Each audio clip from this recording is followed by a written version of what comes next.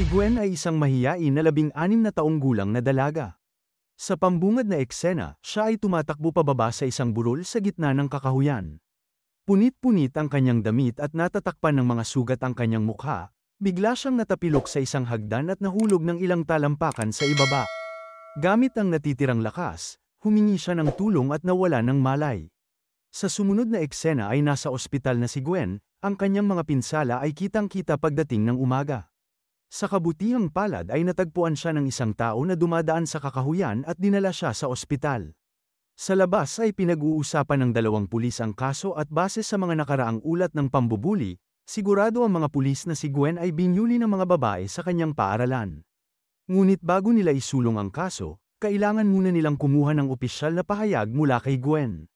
Sinubukan na rin nilang tawagan ang mga magulang ni Gwen ngunit namatay na pala ang kanyang ina ilang taon na ang nakakaraan at nasa ibang bansa naman ang kanyang ama. Wala siyang alam sa kanyang buhay at wala siyang pakialam kahit mamatay siya. Nang magising siya, ang punong detective ay nagpakilala bilang si Mr. Kim. Tinanong niya siya ng ilang mga katanungan tungkol sa kanyang kalusugan at ang insidente na nangyari kahapon, ngunit nanatiling tahimik si Gwen sa buong interogasyon. Sa oras na yun ay nag-ambala sila ng kanyang guro na si Miss Lee, hinimok niya ang opisyal na umalis at hayaan na magpahinga sandali ang dalaga. Malinaw sa kanyang ikinikilos ang masamang hangarin ng pilit niyang pinigilan si Gwen na sabihin kung sino talaga ang gumawa nito sa kanya. Pagkatapos ay napansin ni Mr. Kim ang tatlong matatandang babae sa pintuan, sila ang mga nanay ng mga babaeng pinaghihinalaan na nang-aapi kay Gwen. Naisip niya na gusto nilang bantaan si Gwen o suhulan para huwag magsalita ng anuman, kaya hiniling niya sa kanila na umalis dahil bawal silang makipagkita sa biktima ngunit matigas ang ulo ng mga ito. Ang kanilang mga asawa ay mga taong may kapangyarihan at pera, dahilan para isipin nila na ang kanilang mga anak na babae ay maaaring makatakas sa anumang bagay. Sinabi ni Mr. Kim na ang kanilang mga anak ang tumawag kay Gwen sa bundok ngunit ang mga matatanda ay walang pakialam habang sinasabi na ang mga batang babae ay nakatambay lamang. Nang lumalala ang pagtatalo ay pinaalis sila ni Gwen dahil gusto na niyang magpahinga. Pagkatapos ng insidente, nakipagkita ang guro na si Miss Lee sa punong guro ng paaralan. Alam ng dalawa na nabuli si Gwen, ngunit upang maisalba ang reputasyon ng paaralan ay gusto ng punong guro na ilipat ni Miss Lee si Gwen sa ibang paaralan. Itinatago niya ang kanyang katiwalian sa pamamagitan ng pagpapanggap na nag-aalala tungkol sa kinabukasan ng mga bully. Pagkalipas ng ilang linggo, magaling na si Gwen at sa wakas ay nakakalakad na. Ilang beses na siyang sinubukan na tanungin ni Mr. Kim tungkol sa pangyayari nitong nakaraang linggo, ngunit nananatiling tahimik si Gwen. Dahil sa kakulangan ng wastong ebidensya, ang kaso ay ibinigay sa isang guidance teacher, at ang mga bully ay nakalaya muli. Isang gabi ay nilamon si Gwen ng mga negatibong kaisipan dahilan para subukan niyang gawin ang hindi tama, ngunit kinailangan niyang huminto nang may pumasok na babae sa kanyang silid. Ang babae ay ang guidance teacher na si Miss Kang. Si Kang ay nakakita na ng maraming estudyante tulad ni Gwen, at tinulungan niya silang mabuhay matapos matrauma sa isang katulad na insidente. Hindi siya tulad ng ibang normal na guidance teacher dahil binyuli din siya sa paaralan at alam niya kung ano ang pakiramdam ng pagiging mahina. Kaya naman tinutulungan niya ang kanyang mga estudyante na gumanti sa mga bully. Sa simula ay parang hindi siya naaawa kay Gwen, pinaalala niya sa kanya ang mga pangyayari noong gabi na nagpaiyak kay Gwen. Nang huminahon siya ay hiniling ni Kang na kailangan niyang mabuhay hanggang sa siya ay muling bumalik. Sa araw na lalabas na si Gwen sa ospital, binisita siya ng pinuno ng mga bully na si Nancy. Dinala niya ang kanyang bagong uniforme dahil alam niya na ang kanyang lumang uniforme ay punit na. Ang babae ay hindi man lang nagpakita ng pagsisisi sa kanyang ginawa at sinabi na mas mabuti pang mamatay na siya. Bago umalis ay pinagbantaan din siya nito upang lumayo sa mga pulis. Nang makaalis siya ay pumasok si Kang sa silid, na narinig ang lahat ng kanilang pag-uusap. Dinala niya si Gwen sa kanyang bahay at tinulungan siyang mag-ayos ng kanyang gamit.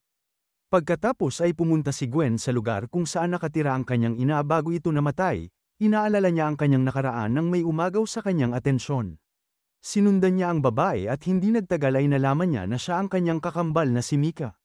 Sinubukan ni Gwen na makipag-usap sa kanya ngunit lumayo si Mika na hindi interesado. Napag-alaman na ang mga magulang ng dalawang babae ay naghiwalay bago pa sila ipinanganak. Hindi maganda ang relasyon ng mag-asawa, kaya ayaw ng kanilang ama na magkaroon pa ng ugnayan kina Gwen at Mika. Ngunit sa paglipas ng panahon ay naghirap ang kanilang ina, kaya naman iniwan niya si Gwen sa bahay ng kanyang ama at nagsimulang manirahan sa kanilang lugar kasama si Mika. Hindi na nagkita ang magkapatid pagkatapos ng insidente, at kinailangan ni Gwen na tumira sa kanyang ama na ang tingin sa kanya ay pabigat. Kinabukasan ay sinundan ni Kang si Mika sa isang convenience store at napansin niya ang pagnanakaw niya doon. Pinatigil niya siya sa labas at humingi ng tulong. Kahit na sinabi niya na muntik nang mamatay ang kanyang kapatid dahil sa pambubuli, hindi pa rin interesado si Mika sa usapan. Pumayag lang siyang tumulong nang nag-alok ng pera si Kang. Kinagabihan ay nagkita ang tatlo sa bahay ni Kang, iminungkahi niya na mamuhay silang magkasama ng 1 linggo o higit pa hanggang sa mabuo ang plano. Si Mika ay hindi nagustuhan ng ideya ngunit sumang-ayon pa rin na gawin ito. Ngunit sinabi sa kanya na kailangan niyang pumasok sa paaralan bilang si Gwen upang turuan ng leksyon ang mga bully. 1 taon nang huminto si Mika sa pag-aaral, kaya para sa kanya ay hindi siya mag-aaksaya ng pera para lang sa pag-aaral. Tumanggi siyang makipagtulungan at lumabas ng apartment, ngunit pagkalipas ng ilang minuto ay nakatanggap siya ng video sa isang group chat. Ang video ay tungkol kay Gwen na binubuli, pinupunit ng isang grupo ng mga batang babae ang kanyang damit, itinulak siya sa lupa, at sinisipa siya ng paulit-ulit habang kinukunan ng video ng isang babae na may kasuklam-suklam na tawa ang lahat ng nangyayari. Ikinagalit ito ni Mika kaya bumalik siya sa apartment at tinawag na duwag si Gwen. Ang video ay nagpapaalala kay Gwen ng nakakatrauma na gabi dahilan para magpanik siya. Nang makita ang kanyang kambal na nasa ganoong kalagayan, hindi maiwasan ni Mika na makaramdam ng awa para sa kanya. Gamit ang sobrang determinasyon, tinanong niya si Kang kung saan niya mahahanap ang babae na may nakakainis na tawa. Kinabukasan ay pumasok siya sa paaralan bilang si Gwen, at napansin ng kanyang mga kaklase ang maliwanag na pagbabago sa kanyang ugali ngunit walang masyadong pumansin sa kanya. Hanggang sa pumasok sa silid-aralan ang grupo ng mga bully, tuwang-tuwa na umupo ang bully na si Nancy sa mesa ni Mika at tinawag siyang cute para bumalik pa sa paaralan. Dahil sa kanyang pagtawa ay napagtanto ni Mika na siya ang babaeng nasa video at ang dahilan kung bakit binubuli ang kanyang kambal. Nang magsimulang magalit ang bully, sinampal siya ni Mika dahilan para bumagsak siya sa sahig. Pagkatapos ay hinawakan niya ito sa buhok at umupo sa ibabaw niya, hiniling na tumawa siyang muli. Kasunod nito ay kinunan niya siya ng video habang siya ay sinasakal. Walang magawa ang mga kaibigan niyang bully kundi umatras dahil sa takot. Tumigil lang sila nang dumating si Miss Lee, dinala niya sila sa isang pribadong silid para disiplinahin ngunit si Mika ay hindi isang tao na sumusunod sa mga guro. Nang sila na lang ni Miss Lee ang nasa silid, nilapitan niya ito na may dalang ballpen at mahinahon na pinagbabantaan na sasaksakin siya. Nauutal sa takot si Miss Lee habang pinagsasabihan siya ni Mika dahil sa pagiging hindi patas kay Gwen. Pagkaraan ng araw na yon, umuwi si Mika at ipinakita kay Gwen ang video ni Nancy. Hindi alam ni Gwen kung ano ang mararamdaman tungkol dito dahil hindi niya sinusuportahan ang karahasan, kahit na ito ay laban sa kanyang mga kaaway. Binalaan ni Kang si Mika na huwag na ulit gagawa ng ganoong klaseng bagay dahil baka maapektuhan ang kapatid niya. Kinabukasan ay kaarawan ng kambal, kumuha sila ng cake at nagkwentuhan sa unang pagkakataon sa kanilang buhay.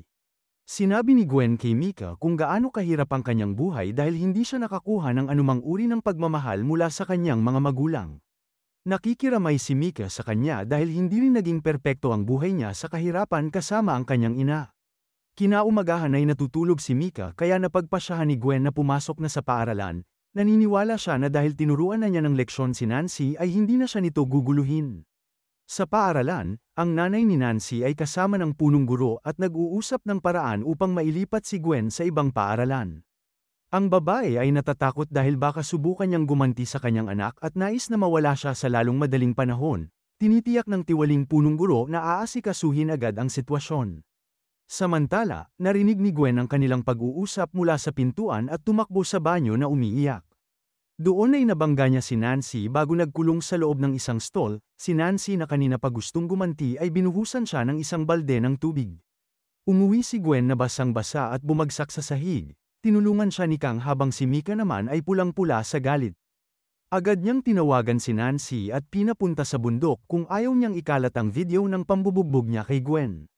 Sa takot na mahatulan ng pangbubuli, ginawa ni Nancy ang kanyang kagustuhan. Pagdating niya sa bundok ay pinalo siya ni Mika sa ulo dahilan para bumagsak siya. Nang magkamalay, ang kanyang mga kamay at paa ay nakatali at ang kanyang bibig ay may tape. Tinanggal ni Mika ang tape sa kanyang bibig at pilit siyang pinainom ng isang bote ng tubig, pagkatapos ay naglabas siya ng isa pang bote na puno ng asido. Umiiyak si Nancy dahil sa takot na lalong nagpatawa kay Mika, mapanganib niyang ibinuhos ang asido malapit sa kanyang mukha ngunit nangako na hindi siya papatayin. Ngayon ay halos hindi na makahinga si Nancy dahilan para magpanik siya. Pinalaya ni Mika ang kanyang mga paa at hiniling na tumakas kung gusto niyang manatiling nabubuhay. Sinamantala ng bully ang pagkakataon ngunit siya ay nahulog ng ilang metro ang layo, sa sandaling iyon ay dumating si Gwen at sinubukan na palayain si Nancy dahil ayaw na niyang may masaktan pa. Makalipas ang ilang segundo ay dumating din si Kang at nabigla sa eksena, pinagalitan niya si Mika dahil sa kanyang ginawa saka tumawag ng ambulansya para kay Nancy. Sa sumunod na eksena, si Mika ay tinatanong ng mga pulis ngunit dahil walang nakakita sa kanya na kasama ang biktima, ngayon ay isa lamang siyang sospek. Dumating si Kang at hiniling sa mga opisyal na pansamantala siyang palayain, nagpa siya ang mga opisyal na maghintay hanggang sa magkaroon ng malay si Nancy at hinayaan silang umalis. Sa labas ay sinabi ni Mika na hindi niya pinagsisisihan ang kanyang mga aksyon at gagawin ito muli kung magkakaroon siya ng pagkakataon. Ang masama ang loob na si Kang ay iniwan siya saka umuwi. Sa oras na yun ay inatake ng nanay ni Nancy si Mika at tinawag siya ng kung ano-ano. Ngunit masiglang sumagot si Mika at hiniling na tumawa din siya tulad ng kanyang anak. Habang nakikipagtalo ay aksidente niyang nasabi na ang kanyang ginawa ay isang kabayaran lamang, at dahil doon ay napagtanto ng mga opisyal na siya talaga ang may kasalanan. Nang tawagin siya ni Mr. Kim sa pangalan na Gwen, nagalit siya at sinabing nasa bahay ang Gwen na hinahanap niya.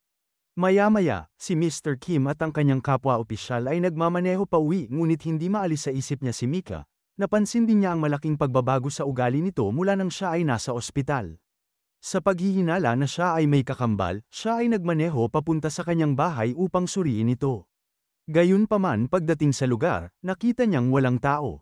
Sa sandaling yun ay nakatanggap siya ng tawag mula sa ospital, na ipinapalam sa kanya na si Nancy ay gising na at sinasabi niya na may ibang tao sa eksena nang siya ay inatake. Ang isang flashback ay nagpapakita sa atin na si Mika ay nag-iisa lang sa lugar na iyon nang si Nancy ay nakahiga sa lupa at sa katunayan, sina Mika, Gwen, at Kang ay iisang tao lang. Hanggang ngayon sa tuwing kausap ni Gwen ang isa sa kanila, sarili niya lang ang kinakausap niya. Wala siyang kambal na kapatid na babae. Matapos siyang mabuli ay nag-iisa lang siya at naisip niyang magkaroon ng isang tao na mag-aalaga sa kanya. Di nagtagal, ang pantasya ay naging obsessiveness at nagkaroon siya ng multiple personality disorder. Samantala, si Kang ay isang aktwal na tao. Isa siyang guidance officer at ang tanging taong tumulong kay Gwen. Ngunit hindi niya nakilala si Gwen sa ospital. Naisip ni Gwen na naroon siya upang harapin ang kalungkutan at kalaunan ay idinagdag siya sa kanyang pagkatao. Nalaman ng korte kung ano talaga ang mali kay Gwen at napunta siya sa therapy. Siya ay huminto sa pag-aaral at nakatuon sa kanyang kalusugang pangkaisipan. Makikita natin ang isang clip ng pakikipag-usap niya sa isang therapist tungkol sa kanyang nakaraang trauma ng detalyado. Sa wakas ay gumaling na siya mula rito. Sa huling eksena, ibinaba siya ng totoong Kang sa airport. Si Gwen ay lumipat sa ibang lungsod upang magsimula ng bagong buhay. Dito na nagtatapos ang kwento, sana ay nagustuhan mo ito. Kung hindi ka pa nakasubscribe ay mag-subscribe ka na upang matulungan mo ang channel na ito. Mag-comment ka na rin tungkol sa kwento. Salamat!